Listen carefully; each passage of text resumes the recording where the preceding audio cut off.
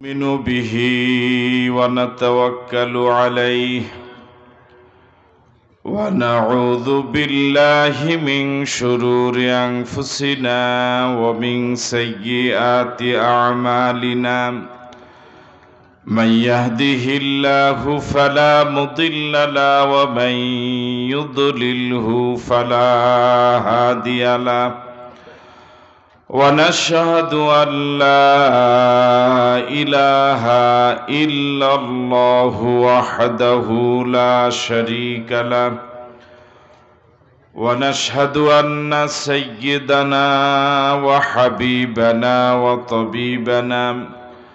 وطبيب قلوبنا ومولانا محمدا عبده ورسوله الذي أرسل رسوله بالحق بشيرا ونذيرا وداعيا إلى الله بإذنه وسراجا منيرا فقد قال الله تعالى في كلامه المجيد وفي فرقانه الحميد أعوذ بالله من الشيطان الرجيم بسم الله الرحمن الرحيم إن الله وملائكته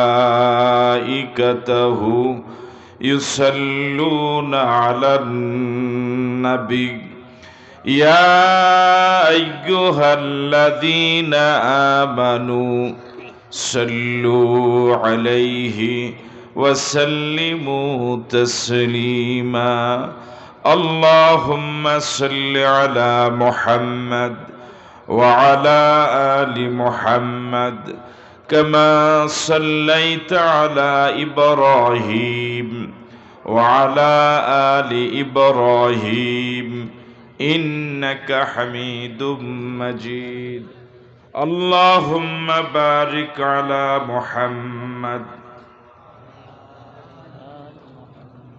كما باركت على إبراهيم وعلى آل إبراهيم إنك حميد مجيد গাইটুলি ঈদগাহ ময়দানে এই জনপদের যুব সমাজের উদ্যোগে আয়োজিত আজকের এই চতুর্থ বার্ষিক তাফসীরুল কোরআন মাহফিল, এই মাহফিলের মহতারাম সভাপতি, বিশিষ্ট শিল্পপতি ও সমাজসেবক করমতলা জনাব আলহাজ মোহাম্মদ শফিকুল ইসলাম খোরশেদ সাহেব আছেন।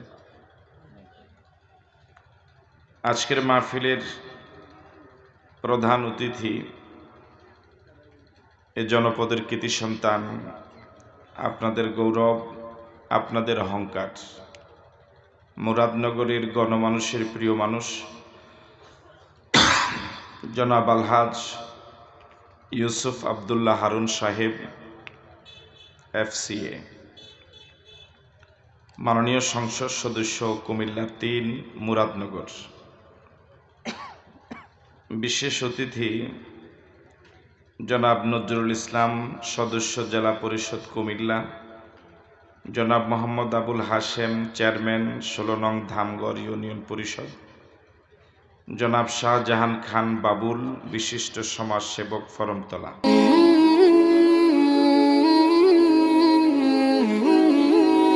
সাধারণত আমি আলোচনা করিও না, অল্প সময় কিছু মৌলিক কথা বলার জন্য চেষ্টা করব ইনশাআল্লাহ। আজকের এই মাহফিল এলাকার যুব সমাজ, বিভিন্ন রাজনৈতিক নেতৃবৃন্দ সকলে মিলে সমন্বিতভাবে আপনারা করেছেন। সারা দেশে করোনা পরিস্থিতির কারণে প্রোগ্রামগুলো কিছুটা সংকুচিত হয়ে এসেছে। বিশেষ করে সময়ের ক্ষেত্রে অনেক জায়গায় 10টার ভিতরে প্রোগ্রাম শেষ করার একটি বিধিনিষেধ থাকে। তো আমরা প্রোগ্রামটা আপনারা আয়োজন করতে পেরেছেন, এই জন্য আপনাদেরকে ধন্যবাদ এবং মোবারকবাদ। যে সকল ভাইয়েরা এই প্রোগ্রাম আয়োজনে সহযোগিতা করেছেন আন্তরিকভাবে, আল্লাহ রাব্বুল আলামিন তাদেরকে তাদের এই প্রচেষ্টার জন্য উত্তম জাযা দান করুক বলি আমিন। কোরআন মজিদ থেকে কথা বলার মতো কোনো ইলম আমাদের নেই। সুবহানাকা লা ইলমা লানা ইল্লা মা আল্লামতানা ইন্নাকা আনতাল আলিমুল হাকিম। সব ইলমের মালিক আমাদের আল্লাহ। আমরা আল্লাহর কাছে তৌফিক কামনা করি, মালিক তোমার শ্রেষ্ঠ কালাম থেকে কিছু বলতে, শুনতে, আমল করতে আমাদেরকে তৌফিক দান করো। সম্মানিত দ্বীনী ভাইয়েরা, বর্তমান পৃথিবীতে সব মুসলমানের মনেই মনে হয় একটি প্রশ্ন প্রতিনিয়তই ঘুরপাক খায়, একটি জটিল প্রশ্ন, যে আলেমদের মাঝে কোনো ঐক্য নেই, পীর সাহেবদের মাঝে পরস্পরের তেমন মিল নেই, এক ইসলামী দল আরেক ইসলামী দলের সাথে মতপার্থক্য রয়েছে। সাধারণ জনগণ তো বটেই, এই অবস্থা দেখে সিংহভাগ শিক্ষিত মানুষও একটি হয়রান অবস্থায় আছে যে আমরা এখন কাকে মানব। এই প্রশ্নটা কি আপনাদের মাঝে আছে? ওই কর্নারে ওদের মাঝে নাই মনে হয়, দেখেন। এই প্রশ্নটা কি আপনাদের মাঝে আছে? এই প্রশ্নটা কি এই মাত্র জাগলো না আগেও জেগেছে? পুরা জীবনে একবার জাগছে মাত্র, না প্রায় জাগে? আপনারা কষ্ট করে একটু আগান সামনে, একটু আগান। এটা কি শুধু আপনাদের মুরাদনগরেই নাকি সারা দেশে? শুধু কি শুধু বাংলাদেশে না সারা পৃথিবীতেই? এবার আপনাদের কাছে আমার প্রশ্ন, এমন একটি প্রশ্ন যা পৃথিবীর সিংহভাগ মানুষের মনেই জাগে, প্রতিনিয়তই জাগে, এমন একটা জটিল প্রশ্নের সমাধান কি কোরআন মজিদে পাওয়া যাবে না? সবাই তো জবাব দিলেন না। এমন একটা জটিল সমস্যার সমাধান কি কোরআন মজিদে পাওয়া যাবে না? যদি পাওয়া যায়, আসেন মাঠে, যদি পাওয়া যায়, আমরা কি সে সমাধান মেনে নিতে রাজি আছি? কারা কারা রাজি নাই হাত তোলেন তো দেখি। না, ওকে কিছু বলে লাভ নাই। জোশ থাকা ভালো, তবে হুঁশ সহ। আমরা কি কোরআন মজিদে যদি এই প্রশ্নের সমাধান পাওয়া যায়, তাহলে কি আমরা এর সমাধান মেনে নিতে পারবো? সবাই পারবো? ওই সমাধানটা যদি আমাদের দলের বিরুদ্ধে যায়, তাহলে কি দলের সমাধান মানবেন না কোরআনের সমাধান মানবেন? বুঝে শুনে জবাব দিয়ে। কোরআন মজিদের এই সমাধানটা যদি আমাদের পীরের বিরুদ্ধে যায়, আমরা কি পীরের সমাধানটা মানব না কোরআনের সমাধানটা মানব? কোরআন মজিদের এই সমাধানটা যদি আশরাফির বিরুদ্ধে যায়, আশরাফিকে মানবেন না কোরআনের সমাধান মানব? আশরাফিকে মানা যাবে না, তাকে এলাকায় ঢুকতে দেওয়া যাবে না। ঠিক আছে কথা?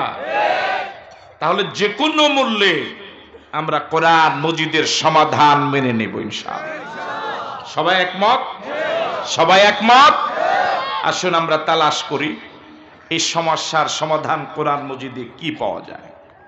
আমার সাথে পড়ুন, আউযু বিল্লাহি মিনাশ শাইতানির রাজীম। বিসমিল্লাহির রহমানির রহিম। ইয়া আইয়ুহাল্লাযীনা আমানু আতিউল্লাহা ওয়া আতিউর রাসূলা ওয়া উলিল আমরি মিনকুম ফাইন তানাযা'তুম ফি শাইইন ফারুদ্দুহু ইলাল্লাহি ওয়ার রাসূল فردوه إلى الله والرسول إن كنتم تؤمنون بالله واليوم الآخر ذلك خير وأحسن تأويلا آمنت بالله। কোরআন মজিদের এক বৃহৎ সূরা, এই সূরার নাম আন-নিসা। ওই সূরাতে আয়াত রয়েছে 176টি, রুকু রয়েছে 24টি।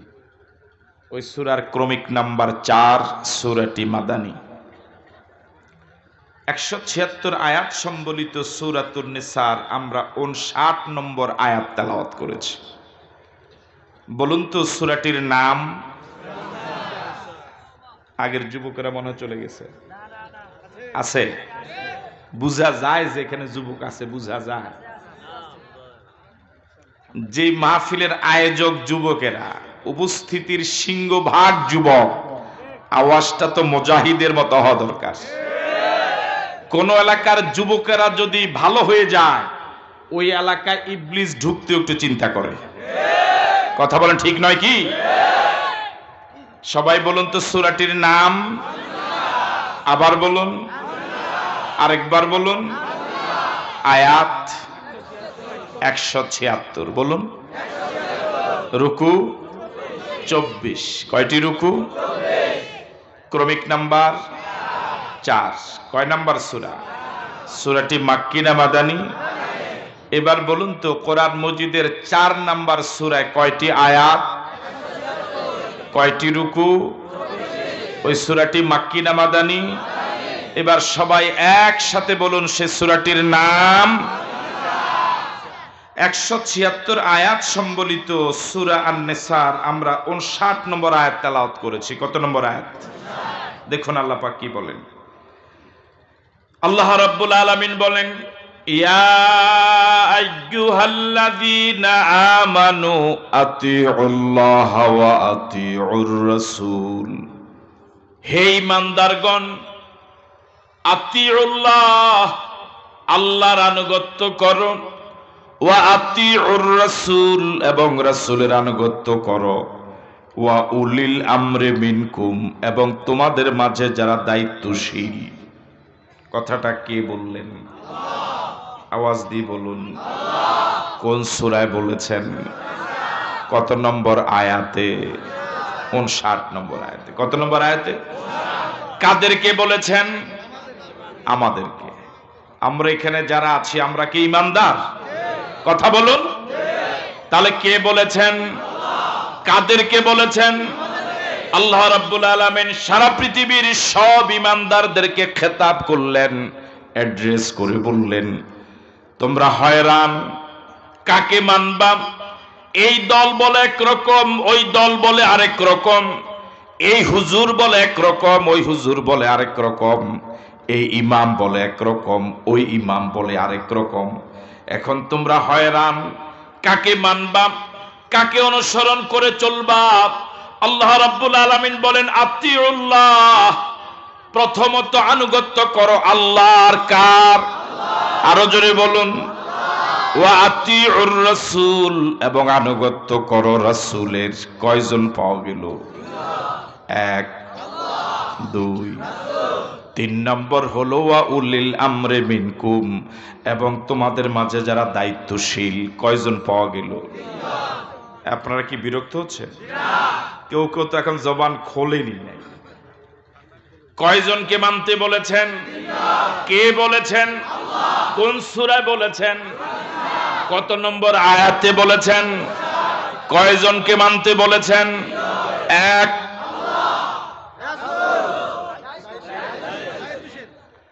সকলের মুখস্থ হয় নাই। 1 আল্লাহ, রাসূল, দায়িত্বশীল, একসাথে বলা লাগবে। কয়জনকে মানতে বলেছেন? এই কথা কি কোনো পীর সাহেবে বলেছেন? কোন আলেমে বলেছে? কোন নেতায় বলেছে? কে বলেছেন? কয়জনকে মানতে বলেছেন? 1।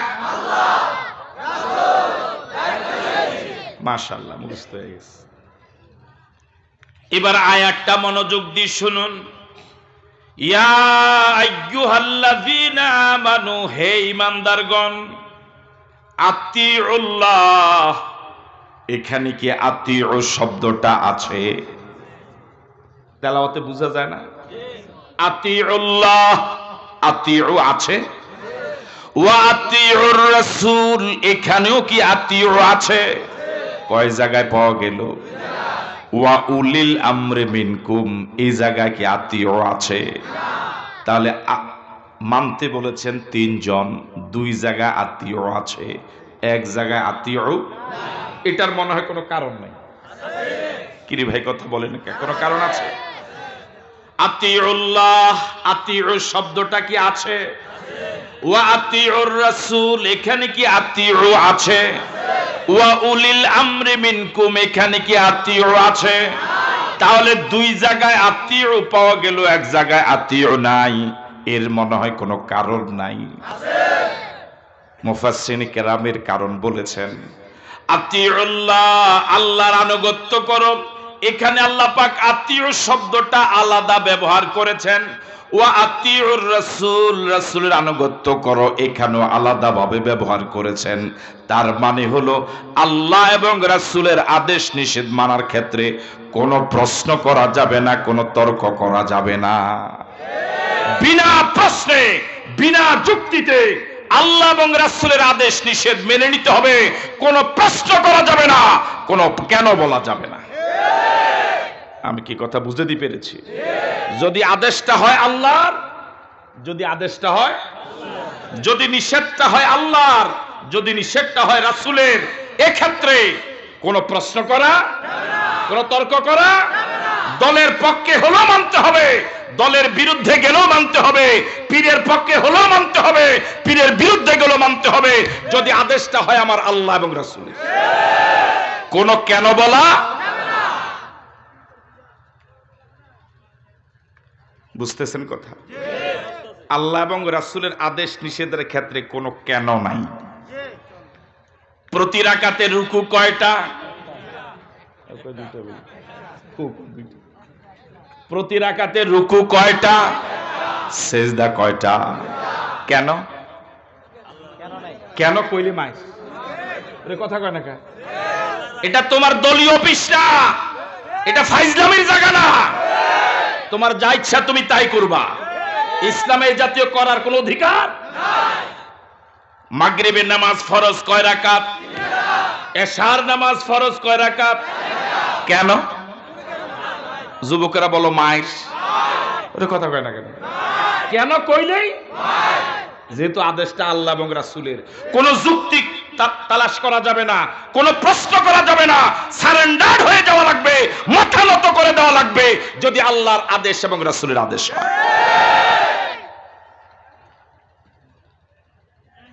ওযু করার পর বিভিন্ন কারণে ওযু ভাঙে, আপনাদের দেশে তো ভাঙে। এর মাঝে একটা কারণ হলো ওযু করার পরে যদি পিছনের রাস্তা দিয়ে বাতাস যায়, ওযু থাকে? এই এলাকায় তো যায়। এখন ওযু করার পর পিছনের রাস্তা দিয়ে একটু বাতাস গেল, ওযু আছে? এখন শরীয়ত কি বলে? ওযু করা লাগবে। কিভাবে করবেন? কবজি পর্যন্ত হাত ধুবেন, কুলি করো, নাকে পানি দাও, মুখমণ্ডল ধো, কনুই পর্যন্ত হাত ধো, মাথা মাসে করো, টাকনো পর্যন্ত পাও ধো। ওযু হইছে? কথা বলেন না কা? হইছে? পিছনের রাস্তা ধোয়া লাগছে, মাসে করা লাগছে, কিন্তু যুক্তি কি বলে? যুক্তি বলে যে মাঘ মাসের এই প্রচন্ড শীতের এই কষ্টের উজুটা যেই জায়গার কারণে নষ্ট হইল, ওই জায়গাটা অন্তত ধোয়া দরকার, অন্তত মাসে করা দরকার। কিন্তু শরীয়ত বলে ধোয়ারও দরকার নাই, মাসেরও দরকার নাই, লুঙ্গি আলগি দেওয়ারও। এমন এমন করে উজু হয়ে যাবে। আমি কি কথা বুঝতে পারলাম? কোনো প্রশ্ন করা যাবে না, যা বলেছে তাই মানতে হবে। আমরা কি মানি?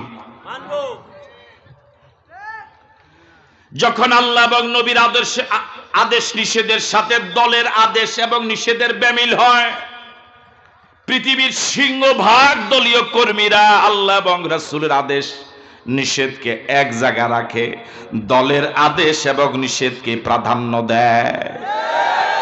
ঠিক নয় কি? আমরা যারা পীরের মুরিদ, এই এলাকার কথা বলি না, সিংহভাগ জায়গায় এরকম পাওয়া যায়। আমার ভাইরা, আল্লাহ এবং রাসূল বলেছে একরকম, হয়তো পীর বলেছে আরেক রকম। উনি আল্লাহ এবং রাসূলের কথা মানার ক্ষেত্রে চেয়ে পীরের কথা প্রাধান্য দেয় বেশি। এরকম মুরিদ কি দুই একজনও দেশে নাই? এরকম অনেক শ্রোতা আছে যারা আমাদেরকে অনেক মোহাব্বত করে, আমরা যদি শরীয়ত বিরোধী কোনো ওয়াজ করিও, এরপরেও এমন শ্রোতা আমাদের আছে, এমন ভক্ত আশেক আমাদের আছে, তারা বলে আশরাফি যা বলেছে এটাই সঠিক। এরকম লোক আছে না নাই? এই জাতীয় কোনো কথা বলার অধিকার কারো নয়। এবার বলুন তো মানতে হবে কয়জনকে? আওয়াজ দিয়ে বলুন কয়জন? 1 2 3। আল্লাহ, রাসূল এবং দায়িত্বশীল এই 3 জনকে মানার মান কি এক সমান? আল্লাহ এবং রাসূল এই 2 জনকে মানার ক্ষেত্রে কোনো প্রশ্ন করা কি যাবে? কোনো শর্ত দেওয়া কি যাবে? কোনো প্রশ্ন করা? এবার বাকি থাকলো ওয়া উলিল আমরি মিনকুম, এবং তোমাদের মাঝে যারা দায়িত্বশীল। এখানে কি আত্মীয় আছে? এই জন্য সারা পৃথিবীর সব উলামায়ে কেরাম একমত। ওই ব্যাখ্যা জানার আগে জানা দরকার উলিল আমর কারা, দায়িত্বশীল কারা। দায়িত্বশীল হলো আমার এবং আপনার উপরে যাদের আদেশ নিষেধ প্রয়োগ হতে পারে, তারাই হলো দায়িত্বশীল। কথা কি বুঝে আসছে? আমার আপনার উপরে যাদের আদেশ এবং নিষেধ কার্যকর হতে পারে, এটা করো, এটা করিও না, এদিকে যাও, এদিকে যেও না, এটা খাও, এটা খেও না, এমন আদেশ এবং নিষেধ আমার আপনার উপরে যাদের প্রয়োগ করার ক্ষমতা রাখে, ওদেরকে বলা হয় উলিল আমর। ওরাই হলো দায়িত্বশীল। ঠিক আছে কথা? শ্রোতার জন্য উলিল আমর দায়িত্বশীল হলেন বক্তা। কথা কয় না? মুসল্লির জন্য উলিল আমর হলেন ইমাম। ছাত্রের জন্য দায়িত্বশীল হলেন উস্তাদ। সন্তানের জন্য দায়িত্বশীল হলেন মা বাবা। ওয়ার্ডের জনগণের জন্য দায়িত্বশীল হলেন মেম্বার। ইউনিয়নের জনগণের জন্য দায়িত্বশীল হলেন চেয়ারম্যান। একটা ডিস্ট্রিক্টের সব জনগণের জন্য দায়িত্বশীল হলেন ডিসি। সারা দেশের সব জনগণের জন্য দায়িত্বশীল হলেন সরকার। মুরিদের জন্য দায়িত্বশীল হলেন পীর। আমি কি কথা বুঝাতে পেরেছি? এবার আল্লাহ রাব্বুল আলামিন বলেন ওয়া উলিল আমরি মিনকুম, এবং তোমাদের মাঝে যারা দায়িত্বশীল। এখানে যেহেতু আল্লাহ রাব্বুল আলামিন আলাদাভাবে আত্মীয় বলেন নাই, এই জন্য উলামায়ে কেরামের সম্মিলিত রায় হলো আল্লাহ এবং রাসূল ছাড়া আর যারা আছে কারো কথাই বিনা প্রশ্নে বিনা শর্তে মানা যাবে না। অন্ধভাবে আর কাউকে মানা যাবে না। তাদেরকে মানার জন্য শর্ত হলো তাদের কথা কোরআন সুন্নাহর সাথে মিলানো লাগবে। যদি মিলে মানতে হবে, যদি না মিলে মানা যাবে না। বুঝতে পেরেছি? আল্লাহ এবং রাসূল ছাড়া আর যারা আছে কারো কথাই অন্ধভাবে মানা যাবে না। তাদের কথা মানার জন্য শর্ত হলো একটা, তাদের কথা যদি কোরআন সুন্নাহর সাথে মিলে, আল্লাহ এবং রাসূলের কথার সাথে মিলে, তাহলে মানতে হবে। যদি আল্লাহ এবং রাসূলের কথার সাথে না মিলে মানা যাবে না। এবার বলুন তো কয়জনকে মানতে বলেছেন? 1 আল্লাহ, রাসূল, এই 3 জনকে মানার মান কি এক সমান? আল্লাহ এবং রাসূল এই 2 জনকে মানার জন্য কি কোনো শর্ত আছে? কোনো প্রশ্ন? কিন্তু দায়িত্বশীলকে মানার জন্য কি কোনো প্রশ্ন আছে? অবশ্যই শর্ত আছে। কোরআন সুন্নাহর সাথে মিললে মানব, যদি না মিলে মানা যাবে না। যত বড় আলেম হোক, তার কথা যদি কোরআন সুন্নাহর সাথে না মিলে মানা যাবে না। এ ব্যাপারে কি সবাই একমত? আমি কি বুঝাতে পেরেছি? তাহলে আমার আপনার মনে যে প্রশ্ন কাকে মানবো, এর জবাব মনে হয় কোরআন শরীফে নাই। কোন সূরায় আছে? কত নম্বর আয়াতে আছে? সমাধান কি পেয়েছেন? এবার এই আয়াতের শানে নজুল শুনুন। যে ঘটনাকে কেন্দ্র করে আল্লাহ রাব্বুল আলামিন আয়াত নাজিল করলেন, এক জিহাদে আল্লাহর নবী নিজে যান নাই, সাহাবায়ে কেরামকে মুজাহিদ করে পাঠালেন। আল্লাহ নবী একজন আনসার সাহাবীকে ওই যুদ্ধের জন্য সেনাপতি নিয়োগ দিলেন। আল্লাহর নবী এই যুদ্ধে নিজে যান নাই। যুদ্ধ চলাকালীন সময় ওই আনসার সেনাপতি এবং সাধারণ মুজাহিদ যারা কোনো একটা বিষয় নিয়ে তাদের মাঝে বিতর্ক শুরু হয়ে গিয়েছে। হতেই তো পারে। যখন বিতর্ক শুরু হলো, আনসার মুজাহিদ এবার সাধারণ মুজাহিদদেরকে, আনসার সেনাপতি এবার মুজাহিদদেরকে বললেন, ও আল্লাহর নবীর সাহাবীরা, তোমরা যে আমার কথা শুনছো না, আল্লাহর নবী আসার সময় কি তোমাদেরকে কথা বলে দেন নাই যে আমি যখন যা বলবো তাই মানা লাগবে? মনোযোগ আছে? সাহাবায়ে কেরাম বললেন, হ্যাঁ, আল্লাহর নবী আসার সময় বলে দিয়েছেন আপনি যা বলেন তাই মানা লাগবে। সাহাবায়ে কেরাম যখন সমর্থন দিলেন, এই সুযোগে আনসার সেনাপতি বললেন, তাহলে শুকনো কাঠ আনো। এটা আদেশ না নিষেধ? এই সেনাপতি এই মুজাহিদদের জন্য উলিল আমর, কথা বলে না? বললেন তোমরা শুকনো কাঠ আনো। সাহাবায়ে কেরাম তার আদেশ অনুযায়ী শুকনো কাঠ আনলেন। এবার দ্বিতীয় আদেশ করলেন আগুন আনো। সেনাবাহিনীর লোকেরা আগুনও আনলেন। আদেশ ছিল কয়টা? দোনোটা কি সেনা মুজাহিদরা পালন করেছিলেন? কথা বলেন না? পালন করেছিলেন। এবার তিনি আগুন জ্বালালেন। শুকনো কাঠ যখন ধাউ ধাউ করে জ্বলছিল, এবার আনসার সেনাপতি মুজাহিদদেরকে বললেন তোমরা এবার জ্বলন্ত আগুনে ঝাঁপ দাও। এটা কয় নাম্বার আদেশ? তার এই আদেশ পালনকে কেন্দ্র করে সাহাবায়ে কেরাম দুভাগে ভাগ হয়ে গেলেন। একদল আগুনে ঝাঁপ দিতে রাজি। একজন যুবক সাহাবী প্রতিবাদ করলেন। তিনি বললেন কালেমা পড়ে জাহান্নামের আগুন থেকে বাঁচার চেষ্টা করছি, আর কোনোদিন দুনিয়ার আগুনে জ্বলতে পারবো না। যুবক সাহাবী যখন প্রতিবাদ করলেন, সাহাবায়ে কেরাম দুভাগে ভাগ হয়ে গেলেন। একদল ঝাঁপ দিতে রাজি, আরেকদল ঝাঁপ দিতে রাজি না। তারা প্রস্তাব করলেন এই ঘটনাটার চূড়ান্ত সমাধান আল্লাহর নবীর দরবারে হবে। আল্লাহর নবীর কাছে ঘটনা পেশ করা হবে। শোনার পরে তিনি যদি বলেন আগুনে ঝাঁপ দেওয়ার জন্য, আমরা কাল বিলম্ব করব না, আগুনে ঝাঁপ দিব।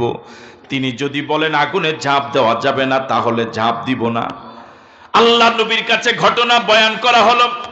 আল্লাহ নবী বিস্তারিত শোনার পরে এবার বললেন তোমরা যদি তার কথা অনুযায়ী আগুনে ঝাঁপ দিতে, তাহলে চিরদিন জাহান্নামের আগুনে জ্বলতে। রাসূল বলেছেন লা তাআতা লিমাখলুকিন ফি মাসিয়াতিল খালিক।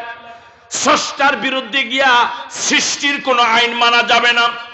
এই উলিল আমর দায়িত্বশীল যে আদেশটা করেছে আগুনে ঝাঁপ দাও, জেনে শুনে আগুনে ঝাঁপ দাও, এটা আত্মহত্যা। আত্মহত্যা কবিরা গুনাহ। আত্মহত্যা কি শরীয়ত সাপোর্ট করে? তাহলে তার এই আদেশটা শরীয়ত সম্মত আদেশ। সুতরাং তিনি যত বড় আলেম হন, শরীয়ত বিরোধী আদেশ মানা। আমি কি কথা বুঝে দিয়ে পারলাম? তখন আল্লাহ রাব্বুল আলামিন আয়াত নাজিল করলেন, বলে দিলেন ফাইন তানাজাতুম ফি শাইইন ফারুদ্দুহু ইলাল্লাহি ওয়ার রাসূল। যদি তোমাদের মাঝে কোনো বিষয় ঝগড়া হয়, ফাইন তানাজাতুম মুনাজা হয়। এই মসজিদে আজান একরকম, ওই মসজিদে আজান একরকম, এই মসজিদে দরুদ একরকম, ওই মসজিদে দরুদ আরেক রকম, এরকম হয় কি হয় না? কথা বলে না কেন? ফাইন তানাজাতুম, যদি তোমরা কোনো বিষয় বিতর্ক করো, ফারুদ্দুহু ইলাল্লাহি ওয়ার রাসূল, সমাধানের জন্য দুইটা জায়গা যাবা। একটা হলো আল্লাহ এবং রাসূল, তার মানে কোরআন এবং সুন্নাহ। কথা বলে ঠিক নয় কি? কয় জায়গা যাবেন? আলেমদের কাছে যাওয়া যাবে না? আলেমদের কাছে যাবেন, গিয়ে এই কথা বলবেন না যে হুজুর আপনার মত অনুযায়ী রায় দেন। বলতে হবে আমাদের এলাকায় এই সমাধান সমস্যা, কোরআন সুন্নাহ অনুযায়ী রায় দেন। কথা বলে ঠিক নয় কি? কোরআনে কি সমাধান আছে, হাদিসে কি সমাধান আছে, ওই অনুযায়ী রায় দেন। এই দুই জায়গায় আল্লাহ পাক বলেছেন ফারুদ্দুহু ইলাল্লাহ, ওই সমস্যাটা প্রত্যাবর্তন করে দাও, সমাধানের জন্য নিয়ে যাও আল্লাহর কাছে আর রাসূলের কাছে। তার মানে কোরআন এবং সুন্নাহর কাছে।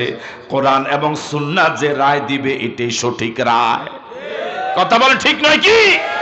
কিন্তু কোরআন সুন্নাহ বাদ দিয়ে যদি আমরা নিজেরা মন গড়া মতো রায় দেই, দলাদলি বাড়বে না কমবে? আরো জোরে বলেন, বাড়বে না কমবে? আমরা এই সারিতে 4 জন আছি, রাগ করবেন না তো উদাহরণ দিলে। এই 4 জন নেতা, আমি সহ বললাম, আমারও কর্মী আছে, ওনারও আছে, ওনারও আছে, ওনারও আছে। আমরা 4 জন পীর, আমারও মুরিদ আছে, ওনারও আছে, ওনারও আছে, ওনারও আছে।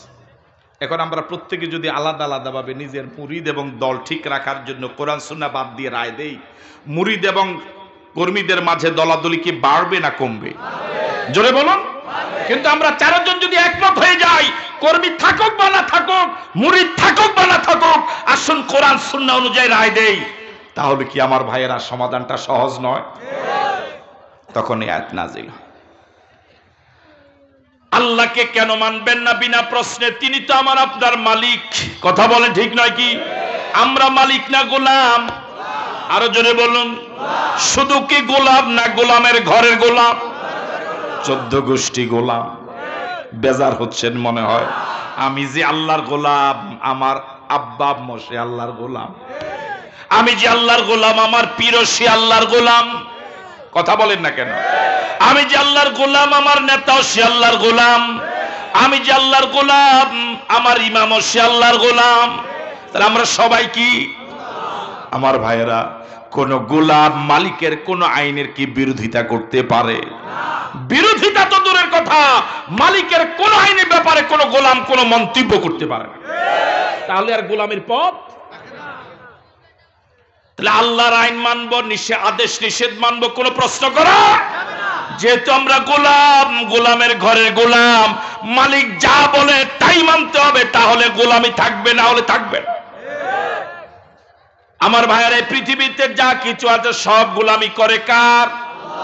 আল্লাহ রাব্বুল আলামিন বলেন, আফাগায়রা দীনিল্লাহি ইয়াবগুন ওয়া লাহু আসলামা মান ফিস সামাওয়াতি ওয়াল আরদ তাওআন ওয়া কারহা ওয়া ইলাইহি ইরজাউন।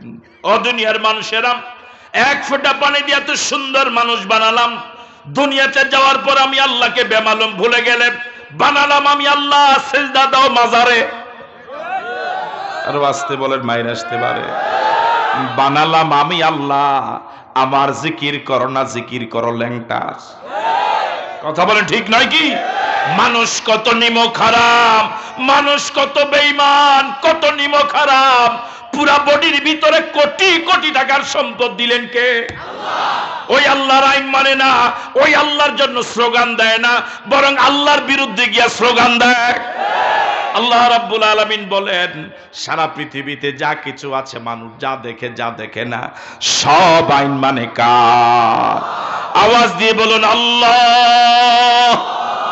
আবার বলুন আল্লাহ। সব আইন মানে কার? বিশাল সূর্য আইন মানে কার? শুধুমাত্র মানে না মানুষ, ঠিক কিনা? সব আল্লাহর আইন মানে। মানুষ আল্লাহর বিরুদ্ধে কত কথা বলে প্রতিদিন। আল্লাহ হালিম, চরম ধৈর্যশীল। আমার আপনার বিরুদ্ধে কেউ গেলে আমি আপনি তার বিরুদ্ধে মামলা দেই। মামলা তো পরে, আগে নিজে ঠেকাবার চেষ্টা করি। আল্লাহ কত বড় হালিম। মানুষ প্রতিদিন তার বিরুদ্ধে কথা বলে, তার বিরুদ্ধে কথা বলে, তাকে গালি পর্যন্ত দেয়। আল্লাহ কত বড় হালিম, মানুষকে আযাব গজব দিয়া ধ্বংস করে না, বরং সুযোগ দেয়। বান্দা ফিরে আয়, বান্দা ফিরে আয়, বান্দা ফিরে আয়, বান্দা ফিরে আয়।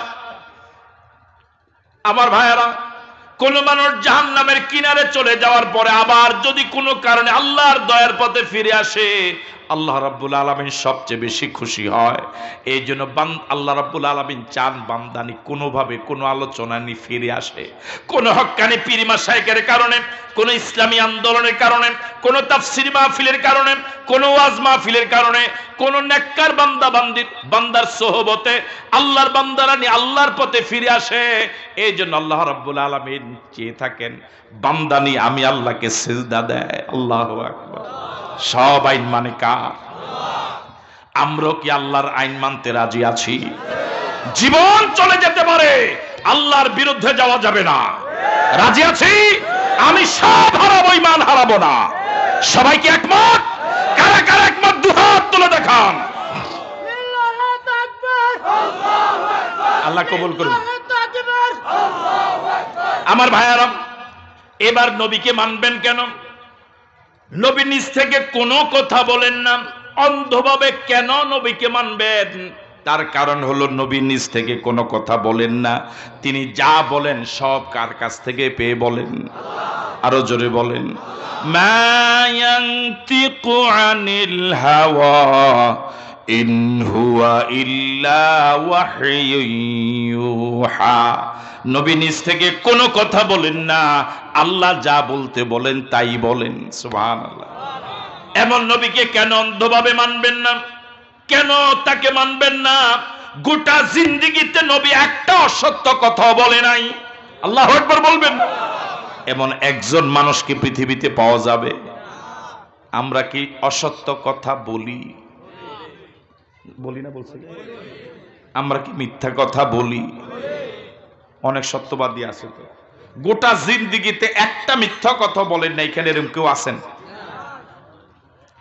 আল্লাহ নবীর চরম শত্রু যারা ছিল, আবু জেহেল, আবু লাহাব, উতবা, শাইবা, মুগীরা, কত কষ্ট দিয়েছিল আল্লাহ নবীকে। তাদের অত্যাচারে আল্লাহ নবী জন্মভূমিতেও থাকতে পারেন নাই, দিনের বেলা হিজরত করতে পারেন নাই, করেছিলেন রাতের আধারে। তাদের অত্যাচারে আল্লাহ নবী অতিষ্ঠ ছিলেন মক্কার জিন্দেগিতে। ওই কাফের এবং মুশরিকরা এমন কোন অসত্য গালি নাই, যা এমন কোন গালি নাই যা আল্লাহ নবীর বেলা ব্যবহার করে নাই। কিন্তু তারাও একথা বলতে পারে নাই যে মুহাম্মদ গোটা জিন্দেগিতে একটা মিথ্যা কথা বলেছে। আল্লাহু আকবার বলবেন। গোটা জিন্দেগিতে একটা মিথ্যা কথা বলেছে, এমন কথা কাফের মুশরিকও বলতে পারেনি। বদর যুদ্ধের প্রাক্কালে বুখারী শরীফের হাদিস, আবু জেহেল এক জায়গায় কানতে বসা। আবু জেহেলকে চিনেন? কিরে ভাইরা যে চুপ হয়ে গেল? নাম শুনেছেন? ভালো মানুষ না খারাপ মানুষ? যারা জবাব দেয় না তাদের আত্মীয় লাগে মনে হয়। আবু জেহেল পড়ে গেছে বহু আগে, তার আপনজন এখনো পৃথিবীতে আছে। আছে, দেখা হয় মাঝে মাঝে। আমার ভাইয়ারা, আবু জেহেল একান্তে বসে এক জায়গায়। বদর যুদ্ধের প্রাক্কালে আবু জেহেলের মানের আরেকজন নেতা এসে আবু জেহেলকে বলছে, আবু জেহেল, এই জায়গায় তো শুধু আমি আর তুমি, আর তৃতীয় কেউ নাই। এখানে যদি সত্য কথা বলো তৃতীয় কানে যাবে না। তোমাকে একটা প্রশ্ন করে আবু জেহেল, আল্লাহর কসম দিয়ে তোমাকে জিজ্ঞেস করতে চাই, আব্দুল্লাহর এতিম ছেলে মুহাম্মদের ব্যাপারে তোমার কি মত? মুহাম্মদ আসলে সত্যবাদী না মিথ্যাবাদী? কথা কি আমি বুঝাইতে পারলাম? এই কথা শোনার পর আবু জেহেল একটু এদিক সেদিক তাকালো। কেন তাকাইছে? কেউ আছে কিনা? এখন এরকম লোক আছে, যদি মসজিদের ইমাম সাহেব সম্পর্কে জিজ্ঞেস করে, ইমাম সাহেব কেমন, এদিক সেদিক তাকায়, যদি দেখে যে কেউ নেই তখন বলে যে ইমাম সাহেব ভালো মানুষ। তো ভালো হইলে তুমি এমন জ্বালাও কেন? এমন কোনো বাঁশ নাই যে বাঁশ দেও না? কয় তুমিও বুঝবা না। কথা কয় না, ঠিক কিনা? আবু জেহেল এদিক সেদিক তাকিয়ে যখন নিশ্চিত হলো এখানে প্রশ্নকারে আর আমি ছাড়া কেউ নাই, এবার আবু জেহেল বলছে, শুনে রাখো, তুমি আল্লাহর কসম দিয়া জিজ্ঞেস করেছো মুহাম্মদ কেমন, আমিও আল্লাহর কসম দিয়া তোমাকে জবাব দিচ্ছি। আল্লাহর কসম করে বলছি, মুহাম্মদের মতো এমন সত্যবাদী আর পৃথিবীতে কেউ না। এমন নবীর উম্মত হতে পেরে খুশি না বেজা? এই জন্য আওয়াজ দিয়া বলেন আলহামদুলিল্লাহ। আবার বলেন আলহামদুলিল্লাহ। আরেকবার বলুন আলহামদুলিল্লাহ। গোটা জিন্দেগিতে একটা মিথ্যা কথা বলে নাই। সাহাবায়ে কেরাম আল্লাহর নবীকে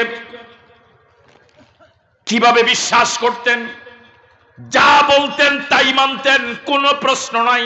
আল্লাহু আকবার। যা বলেছেন কোনো প্রশ্ন নাই। একদিন আল্লাহ নবী রাস্তা দিয়ে হেঁটে যাচ্ছিলেন, প্রতিমধ্যে একজন ইহুদির সাথে দেখা। ওই ইহুদির কাছ থেকে আল্লাহ নবী কিছু ঋণ নিয়েছিলেন। ঋণ নিয়ে আল্লাহ নবী সংসার চালাতে হতো।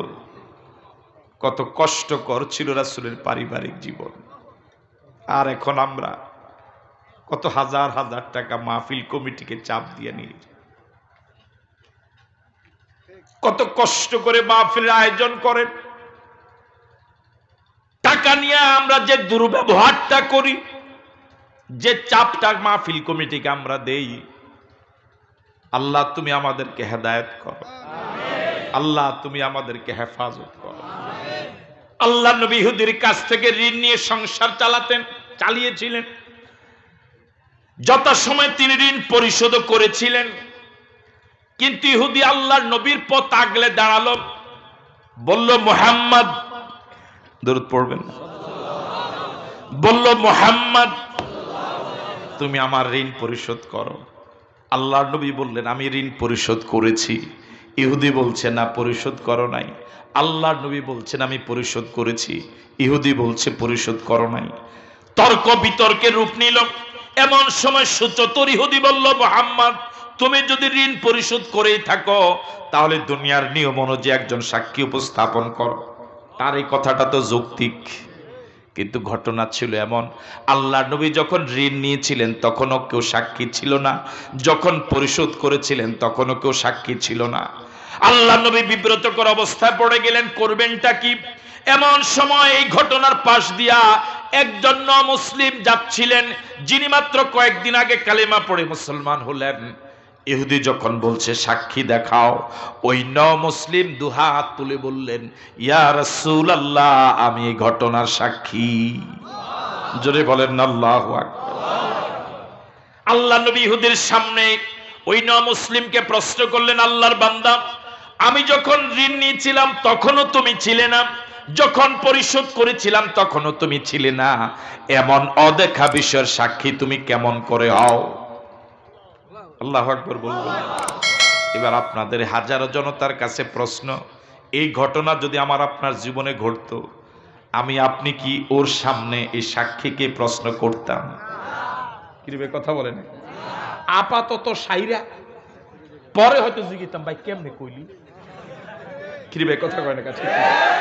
আপাতত সাইরাই বিপদশালী, ঠিক নয় কি? আল্লাহ নবী ইহুদির সামনে প্রশ্ন করলেন। এবার মুসলিম দু চোখের পানি ছেড়ে দিয়ে বললেন ইয়া রাসূলুল্লাহ কিছুদিন আগে আমি মূর্তি পূজারী ছিলাম, নিজ হাতে মূর্তি বানাতাম, মূর্তির গায়ে মেকআপ করতাম, মূর্তির সামনে মাথা নত করেছিলাম। আপনি বলেছেন মূর্তি পূজা করা যাবে না। মূর্তিগুলোর কোনো ক্ষমতা যদি নাও থাকে মূর্তিগুলো তো অন্তত দেখা যায়, ধরা যায়। আপনি নবীর কথা দেখা মূর্তিগুলোর গোলামি বাদ দিয়া এক অদেখা আল্লাহর গোলামি শুরু করে দিয়েছি। আল্লাহু আকবার। আপনি বলেছেন জান্নাত আছে, কোনোদিন দেখলাম না, আপনিও দেখাতে পারলেন না। আপনার কথা জান্নাত বিশ্বাস করেছি। আপনি বলেছেন জাহান্নাম আছে, কোনোদিন দেখলাম না, বিশ্বাস করেছি। আপনি বলেছেন ফুলসিরাত আছে, চুল থেকে চিকন, ধারালো অস্ত্র থেকে ধার, কোনোদিন দেখলাম না, বিশ্বাস করলাম। আপনি বলেছেন ফেরেশতা আছে, কোনোদিন দেখলাম না, বিশ্বাস করলাম। আপনি বলেছেন দুকাতে দুজন লেখক আছে, কোনোদিন দেখলাম না, আপনি নবীর কথা বিশ্বাস করলাম। আপনি বলেছেন কবর আযাব আছে, কোনোদিন কোন নতুন কবর পুরান কবর খুঁড়লে আযাব বোঝা যায় না, শুধু আপনার কথা বিশ্বাস করলাম। আপনি বলেছেন কবরের ৯৯টা সাপের গাড়া, এত বিষাক্ত সাপ, এত বিষাক্ত সাপ, একটা সাপ যদি পৃথিবীতে একবার নিঃশ্বাস ফেলতো পৃথিবীতে গাছপালা তরলতা কিছুই হতো না। কোন নতুন কবর অথবা পুরান কবর খুঁড়লে পরে একটা সাপের অস্তিত্ব পাওয়া যায় না। আপনি নবীর কথায়, আপনি এক নবীর কথায়, শুধু আপনার কথায় এতগুলো বড় বড় বিষয় যদি আমি বিশ্বাস করতে পারি, এই ইহুদির কাছ থেকে কিছু টাকার ঋণ নিয়েছিলেন, আবার পরিশোধ করেছিলেন, এই ছোট্ট কথাটা আমি কেন বিশ্বাস করব না? আল্লাহু আকবার বলেন, আল্লাহু আকবার। যা বলেছেন তাই বিশ্বাস করেছেন, কোনো প্রশ্ন নাই। ঠিক আছে কথা? কোনো প্রশ্ন করা যাবে না। আতিউল্লাহ, আল্লাহর আনুগত্যের বেলায় কোনো প্রশ্ন চলবে না, কোনো কেন চলবে না। ওয়া আতিউর রাসূল, রাসূলের আদেশ নিষেধের ক্ষেত্রে কোনো প্রশ্ন করো কেন বলা যাবে না। এটা তোমার মসজিদের ইমাম মনে করছো না? ওয়া উলিল আমরি মিনকুম, এছাড়া বাকি যা আছে বিনা প্রশ্নে মানা যাবে না, অন্ধভাবে, যত বড় আরবের খুরমা খাজুর হোক। ওরে কথা বলে না, ঠিক কিনা? কোরআন হাদিসের সাথে মিলানো ছাড়া মানা যাবে না। রাসূলের আদর্শের মোকাবেলায় অন্য কারো আদর্শ মানা যাবে না। লাকাদ কানা লাকুম ফি রাসূলিল্লাহি উসওয়াতুন হাসানা, তোমাদের জন্য আল্লাহর নবীর জীবনেই রয়েছে সর্বোত্তম আদর্শ। এমন একজন নেতা পৃথিবীতে দেখান যার দিন এবং রাত সবটা কর্মীর কাছে ওপেন পাওয়া যাবে। আমাদের দিনের আমল ভালো, রাতের আমল দুর্গন্ধময়। কি ভাই কথা বলেন, এটা ঠিক নয় কি? কিন্তু আল্লাহর নবী উম্মাহাতুল মুমিনিন আজওয়াজে মুতাহারাতদেরকে বলেছিলেন, ও আমার স্ত্রীরা, আমার সাহাবায়ে কেরাম আমার দিনের কথা জানে, ওরা আমার রাতের কথা জানে না। আমার রাতের কথা জানার অধিকারও তাদের আছে। তোমরা রাতের কথাগুলো জানো, তোমরা আমার স্ত্রী যারা আছো আমার রাতের কথাগুলো আমার পুরুষ সাহাবায়ে কেরামকে বলে দিও। এমন একজন মানুষ দেখান যিনি বলতে পারে যে আমার দিন এবং রাত সবটা সমান। তিনি নানার আদর্শ, তিনি স্বামীর আদর্শ, তিনি ইমামের আদর্শ, তিনি সেনাপতির আদর্শ, তিনি রাষ্ট্রনায়কের আদর্শ। আল্লাহু আকবার। তিনি যুবকের আদর্শ। যে সেক্টরে যাবেন আদর্শ মানতে হবে মুহাম্মাদুর রাসূলুল্লাহ। কি ব্যবহার ছিল আল্লাহর নবীর? রাস্তা দিয়ে হেঁটে যেতেন, খেলারত অবস্থায় ছেলেরা খেলা বন্ধ করে আল্লাহর নবীর সাথে দেখা করতে চলে আসতো। আল্লাহু আকবার। আর আমাদের ব্যবহার এত খারাপ, ছোট ছোট বাচ্চারা অন্যের ছেলে মেয়ে তো দূরের কথা, নিজের ছেলে মেয়েও কাছে আসে না। ওর কথা কয় না, ঠিক কিনা? বাফের দেখলে লাগছেন জম দেয়। আপনি কি আজরাইল? ছেলে মেয়ের সাথে আন্তরিক সম্পর্ক বজায় রাখুন, বন্ধুত্বের সম্পর্ক করুন। আপনার ছেলে মেয়ে মনের সব কথা আপনার কাছে তো খুলে বলবে। কিছু বুড়া আছে জুমাবারে আমরা একটু বেজার জুমাবারে ছোট ছোট বাচ্চারা তো একটু আগে আসে, আগে এসে যদি ফিলের কাছে বসে ওর মতো কথা কয় না, ঠিক? এমন আওয়াজ, আরে বাপরে দেশের কি হয়ে গেছে নাকি? তো ছোট ছোট বাচ্চারা উঠে যায় ডরে। এরপরে সে ফিলারের মধ্যে ট্যাক লাগায় এমন টান মারে নাকে, ট্রাকের ইঞ্জিন ফেল। কথা বলে না, ঠিক কিনা? এই জাতীয় কিছু মুরব্বী সমাজে আছে না? না, ছেলেদেরকে আদর করেন, সোহাগ করেন, এরাই তো জাতির ভবিষ্যৎ। আপনারা মরে গেলে এরাই তো মসজিদের মুতাওয়াল্লি হবে, সভাপতি হবে, এরাই তো চেয়ারম্যান হবে, এরাই তো মেম্বার হবে, এরাই তো এমপি হবে, এরাই তো মন্ত্রী হবে।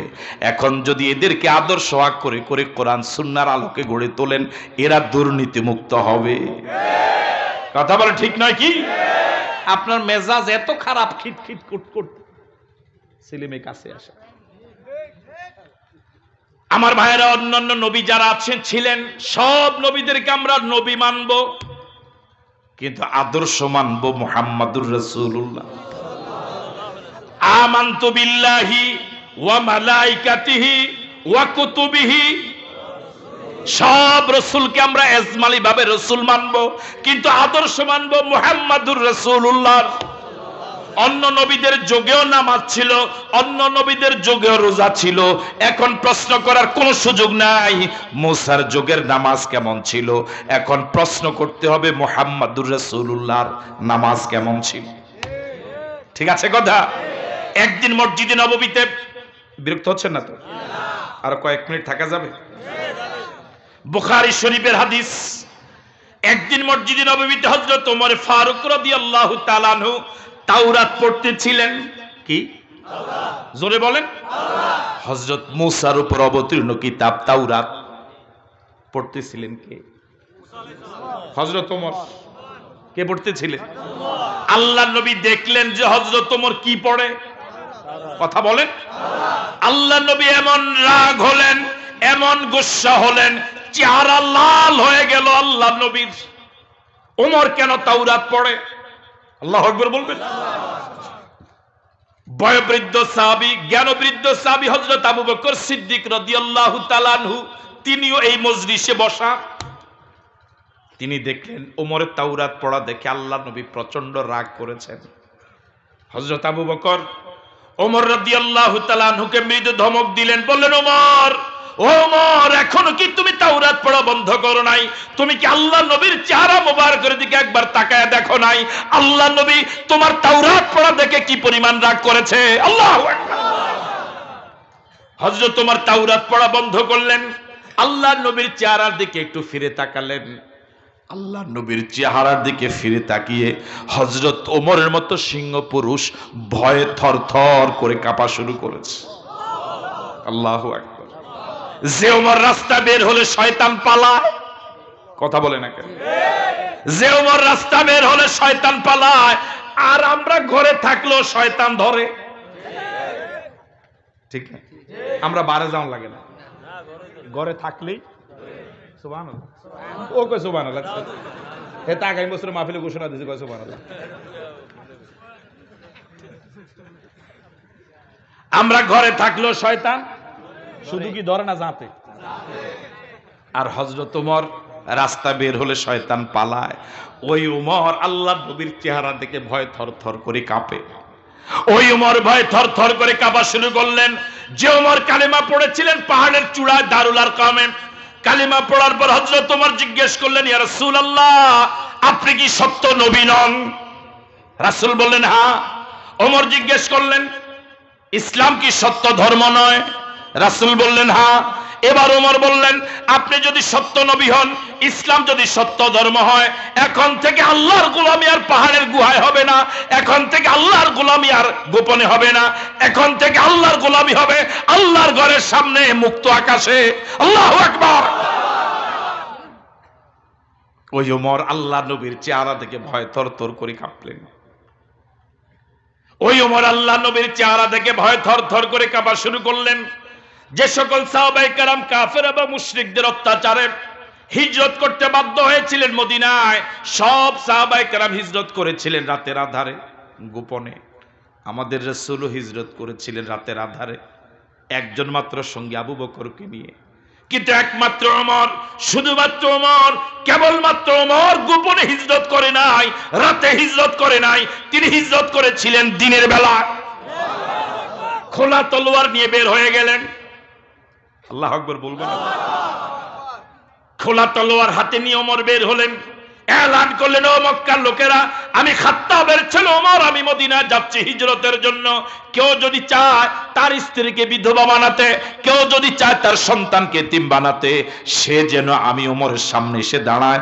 আল্লাহর কসম, আল্লাহর কসম, একজন ওমর সামনে আসে নাই। ওমর আল্লাহ নবীর চেহারা দেখে, ওমরে ফারুক আল্লাহ নবীর চেহারা দেখে ভয় থরথর করে কাঁপলেন। তাওরাত পড়া বন্ধ করলেন। এবার ওমর নিজেকে সংশোধন করে বলেন, আউযু বিকা মিন গাদাবিল্লাহ ওয়া গাদাবি রাসূলিল্লাহ। ও আল্লাহ, তোমার কাছে তোমার গজব থেকে আমি ওমর পানাহ চাই, তোমার রাসূলের রাগ থেকে আমি ওমর পানাহ চাই। এবার ওমর নিজেকে সংশোধন করে বলেন, যারা পারেন পড়েন, রাদিতু বিল্লাহি রাব্বা ওয়া বিল ইসলামি দীনা ওয়া বিমুহাম্মাদিন নাবিয়্যা। পারেন না? পড়েন, রাদিতু বিল্লাহি রাব্বা ওয়া বিল ইসলামি দীনা ওয়া বিমুহাম্মাদিন নাবিয়্যা। এবার ওমর বলছেন, ইয়া রাসূলুল্লাহ, আমার প্রতি আপনি রাগ হয়েন না, আপনাকে মনে কষ্ট দেওয়ার জন্য আমি আপনার সামনে তাওরাত খুলি নাই। রাদিতু বিল্লাহি রাব্বা, আমার মনের কথাটা আপনি শুনেন ও নবী, আমার প্রতি আপনি গোসা হয়েন না। রাদিতু বিল্লাহি রাব্বা, আমি আমার আল্লাহকে রব পেয়ে আমি ওমর 16 আনা খুশি। আপনারা কি আল্লাহকে রব পেয়ে 16 আনা খুশি? এই আওয়াজ খুশির এভাবে হয়, অনেকে তো জবান খোলেই নাই। আমরা কি আল্লাহকে রব পেয়ে 16 আনা খুশি? 16 আনা খুশি? আমাদের রব যদি আল্লাহ না হয়ে মা দুর্গা হতো, খুশি হতেন? যদি মা কালী হতো, খুশি হতেন? যদি সরস্বতী হতো, খুশি হতেন? যদি লক্ষ্মী হতো, খুশি হতেন? আমাদের রব পৃথিবীর আর কেউ নয়, আমাদের রব আল্লাহ, আমাদের রব আল্লাহ। এতে কি আমরা খুশি না বেজার? এই জন্য মন থেকে বলেন আলহামদুলিল্লাহ, আবার বলেন আলহামদুলিল্লাহ, আরেকবার বলুন আলহামদুলিল্লাহ। বিধর্মীর ঘরে জন্ম নিয়ে কালেমা পড়ে মুসলমান হওয়া হয়তো কিসমতে নাও হইতে পারে। তিনি আমাদের কত বড় দয়ালু আল্লাহ, আমাদের প্রতি কত বড় বড় দয়া তিনি করেছেন। মা মুসলমান, দাদা মুসলমান, 14 গোষ্ঠী মুসলমান, জন্মসূত্রে ইসলাম পেয়েছি, আল্লাহকে চিনিছি। আল্লাহু আকবার। এবার ওমর বলেন অবিল ইসলামে দিনা, ও নবী আমার প্রতি আপনি রাগ হইেন না। অবিল ইসলামে দিনা, ইসলামকে ধর্ম হিসেবে পেয়ে আমি ওমর 16 আনা খুশি। আপনারা কি 16 আনা খুশি? কথা বলেন, 16 আনা খুশি? যদি আমাদের ধর্ম হিন্দু হতো খুশি হতেন? ওই কর্নারে তো ভেজাল আছে মনে হয়। খুশি হতেন? যদি খ্রিস্টান হতো খুশি হতেন? যদি ধর্ম আমাদের বৌদ্ধ হতো কি খুশি হতেন? আমাদের ধর্ম যে ইসলাম, এ ব্যাপারে কি আমরা 16 আনা খুশি? মন থেকে খুশি? তাহলে আলহামদুলিল্লাহ তো বলা দরকার। এবার ওমর বলেন ওয়াবি মুহাম্মাদিন নাবিয়্যা, ও নবী আমার প্রতি রাগ হয়েন না, আমি আপনাকে মনে কষ্ট দেওয়ার জন্য তাওরাত খুলি নাই। ওবি মুহাম্মাদিন নাবিয়্যা, ও নবী, ও মুহাম্মদ সাল্লাল্লাহু আলাইহি ওয়াসাল্লাম, আপনাকে নবী পেয়ে আমি ওমর 16 আনা খুশি। আল্লাহু আকবার। আমরা কি আমাদের নবীকে নবী পেয়ে 16 আনা খুশি? বলেন আলহামদুলিল্লাহ। আবার বলেন আলহামদুলিল্লাহ। আরেকবার বলুন আলহামদুলিল্লাহ। আমার ভাইরা, এবার রাসূল বলেন ওয়াল্লাযী নাফসু মুহাম্মাদিন বিয়াদিহি লাউ বাদা লাকুম মূসা ফাত্তাবাতুমুহু ওয়া তারাকতুমুনি লাদালালতুম আন সাওয়াইস সাবিল। আল্লাহ নবী বলেন ওয়াল্লাযী নাফসু মুহাম্মাদিন বিয়াদিহি, ও মোর শুনে রাখো, ও পৃথিবীর ঈমানদারেরা শুনো, ওই সত্তার কসম করি বলি যার হাতে আমি মুহাম্মাদের জীবন, তিনি কে? তার মানে আল্লাহর কসম, আল্লাহর কসম, আল্লাহর কসম। লাউ বাদা লাকুম মূসা, রাসূল বলছেন এই যুগে যদি মূসা আসতেন, ফাত্তাবাতুমুহু ওয়া তারাকতুমুনি, আমি নবীর আদর্শ বাদ দিয়া মুহাম্মাদের আদর্শ যদি তোমরা মানতে, এই মূসার আদর্শ যদি তোমরা মানতে, লাদালালতুম আন সাওয়াইস সাবিল, তাহলে জান্নাতের রাস্তা থেকে ছিটকে পড়তে। যে জায়গায় নবী মুহাম্মদের আদর্শের মোকাবেলায় অন্য নবীদের আদর্শেই অকেজু, সে জায়গায় নবী মুহাম্মদের আদর্শের মোকাবেলায় অন্য নেতা নেত্রীর আদর্শের তো কোনো বেইল নাই। ওরে কথা বলেন না, ঠিক কি না? ছাত্র ওস্তাদকে জিজ্ঞেস করে হুজুর এক ওয়াক্ত নামাজ না পড়লে কই 80 হোক বা কি হোক বা, কই যেতে নামাজ পড়ে না কই তার হোক বাই। তো যে জায়গায় নবী মুহাম্মদের আদর্শের মোকাবেলায় অন্য নবীদের আদর্শই নাই, সে জায়গায় নবী মুহাম্মদের আদর্শের মোকাবেলায় আর বাকি সকল আদর্শ হুকবাই নেই। ঠিক আছে কথা? আদর্শ মানবো মুহাম্মদুর রাসূলুল্লাহর। রাজি আছি? রাজি আছি? আল্লাহ তৌফিক দান করুক, বলি আমিন। তাহলে কাকে মানবো, কোন দলকে মানবো, কোন ইমাম সাহেব মানবো? চেহারা সুন্দর দেখলে হেমিলনের বাসিওয়ালার মতো পাগল হয়ে যায় না। আগে দেখবেন কোরআন সুন্নাহর সাথে মিল আছে কি নাই। তিনি যত ছোট আলেমই হোক, যদি কোরআন সুন্নাহর আলোকে কথা বলে, তা কেউ তার কথা না মানলো আমরা মানব। তিনি যত বড় আলেম হোক, কোরআন সুন্নাহর সাথে মিল না থাকলে তার কথা মানা যাবে না। তিনি যত ছোট পীর হোক, কেউ যদি তার মুরিদ না হয়, আমি হব যদি তিনি কোরআন সুন্নাহর আলোকে কথা বলেন। আর তিনি যদি কোরআন সুন্নাহর আলোকে কথা না বলেন, পৃথিবীর সবাই তার মুরিদ হলো, আমি হব না। ঠিক আছে কথা? যে বক্তা কোরআন সুন্নাহর আলোকে কথা বলে, কেউ তার কথা না শুনুক, আমি শুনবো। যদি কোরআন সুন্নাহর আলোকে কথা না বলে, তাকে আনতে যদি 10 লক্ষ টাকা লাগে, আমি শুনবো না। রাজি আছে? আল্লাহ তৌফিক দান করুক, বলি আমিন। আরো জোরে সরে বলি আমিন। আমরা কোন সূরা থেকে কথা বলেছি? কত নম্বর সূরা? কত আয়াত? 176। কত রুকু? মাক্কি সূরা না মাদানী সূরা? কত নম্বর আয়াত থেকে আমরা কথা বলেছি? আল্লাহ আমল করার তৌফিক দান করুক, বলি আমিন।